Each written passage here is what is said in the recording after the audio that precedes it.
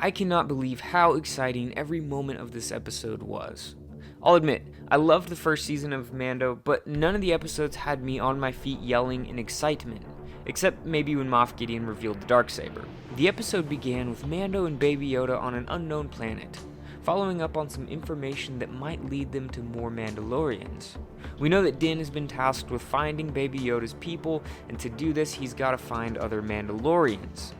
Walking through this village that is covered in graffiti, Mando and Baby Yoda make their way to some underground fights, where a pair of Gamorrean slaves are fighting to the death.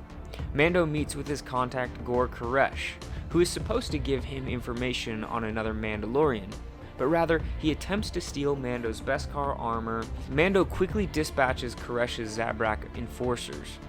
In Gor Koresh, he attempts to run but is caught by Mando. Honestly, this whole scene, the melee combat, the capture of Gor Koresh, it all really reminded me of the Dark Knight trilogy. So Gor Koresh tells Din that there is a Mandalorian on Tatooine. One of my favorite sequences in the whole episode takes place here when we see the Razor Crest flying through memorable areas of Tatooine, and ultimately it lands in Mos Eisley Spaceport. This really felt like a return home to Star Wars.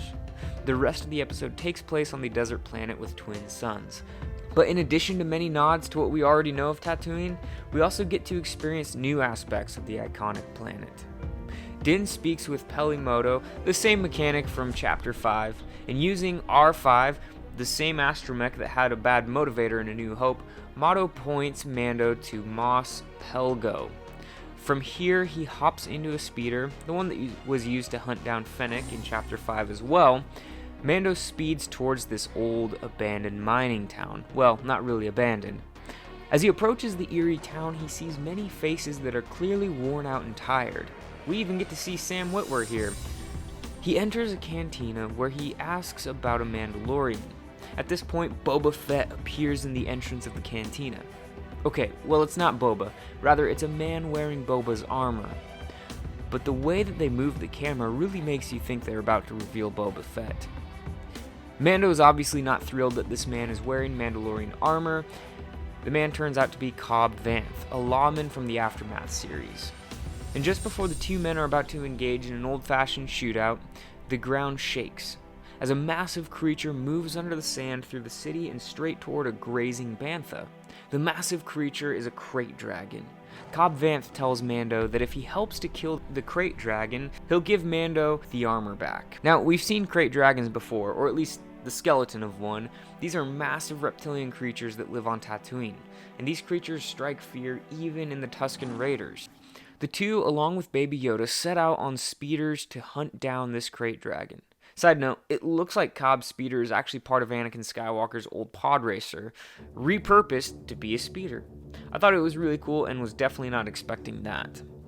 Din and Cobb are stopped by hound-like creatures called Massives. These are the hounds that are used by Tusken Raiders. At this point, it's no surprise that Mando knows how to handle this situation diplomatically. He begins speaking in Tusken, which is quite the step from the sign language that we've already seen him do. Several Tuskens come out from behind a rock and communicate that they would also like to kill the crate dragon. This leads to an interesting scene where Din, Cobb, and Baby Yoda are sitting by a fire with the Tuskens. I mentioned earlier that this episode would give us a fresh look at Tatooine, and the way that Sand People are treated in this episode is probably one of the most interesting parts of the story to me. After a tense conversation and some planning, Mando tells Cobb that he has volunteered the people of his village to help the Tuskens kill the crate dragon. Initially, it's a tough sell to the people of Mos Pelgo, but they ultimately agree to partner with the Tusken Raiders. Tensions run high as the people of Mos Pelgo and the Tusken Raiders prepare for the battle against an even greater enemy. Their plan is to bury explosives in the sand because the Tuskens say that the dragon's belly is its weakest point. So the goal is to draw the dragon out and over the explosives where Cobb will detonate the mini bombs directly underneath the dragon. And despite barely succeeding in drawing the massive crate over the explosives, the Tuskens and villagers work together to do this. However, the explosion is only enough to make the dragon angry. With no plan after that, the dragon begins picking off Tuskens and villagers like womp rats. The absolute coolest scene in this battle happens next, when Cobb Vanth and Mando use their jetpacks and fly up to the cliff the dragon has just burst from. Even though it wasn't actually Boba under the armor, it was cool to see his armor and Mando battling together. After landing back on the ground, Mando gets one last idea. He sees a lone bantha packing more explosives. Mando gets the detonator from Cobb and sends him flying out of the way by knocking his jetpack. If this scene didn't remind you of Han Solo hitting the very same jetpack to send Boba flying into the Sarlacc, then you've clearly not been paying attention. So Mando is swallowed by the crate dragon, but after a few moments of silence, the dragon re-emerges from the ground. Mando shocks it and flies out of its mouth. He then detonates the freshly swallowed explosives, killing the epic crate dragon. I really enjoyed this moment where we see Tusken Raiders and villagers celebrating together in their victory. As promised, Cobb Vanth gives Mando Boba's armor and tells him that he hopes their paths cross again. And if I'm honest, I hope so too. I really enjoyed Cobb Vanth. While the two are saying goodbye, we get to see one Tusken Raider pull a pearl out of the dragon's guts. These pearls are sometimes found in crate dragons, and they are by far one of the most valuable things on Tatooine. Mando rides off into the sunset, where we see a mysterious man watching from a distance. This man is actually Boba Fett himself. They actually did it. Boba Fett is officially resurrected from the Sarlacc pit. We see all sorts of scars and burns on his face, and my theory is that while Boba was in the Sarlacc pit, a crate dragon, maybe this very same one, came in and ate that Sarlacc. Mando suggests that the crate dragons could eat Sarlaccs earlier in the episode, so maybe being in the stomach of the crate dragon with all of that acid is what gave Boba his burns. Either way, he's officially back, and I cannot wait to find out more of his backstory after the Return of the Jedi.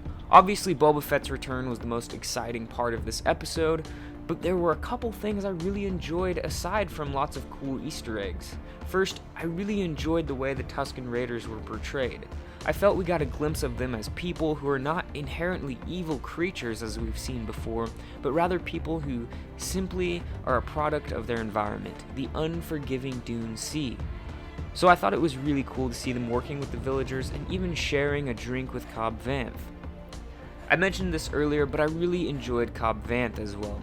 For those of you who are unfamiliar with him, he's a minor character in the Aftermath series. For the most part, the story of Mos Pelgo and Vanth in this episode held up to the story that was told in the books as well.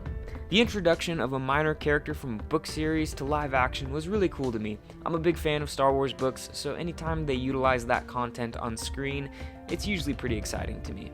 There is so much to unpack in this episode, but there were also many YouTubers and other sources, each tackling different aspects of this episode, so I won't try to cover everything. I just want to share my breakdown and initial thoughts with you all. I hope you enjoyed the episode, and have a great rest of your day. Also, be on the lookout for the final part of my What If Ahsoka Trained Ben Solo fanfic, and may the Force be with you.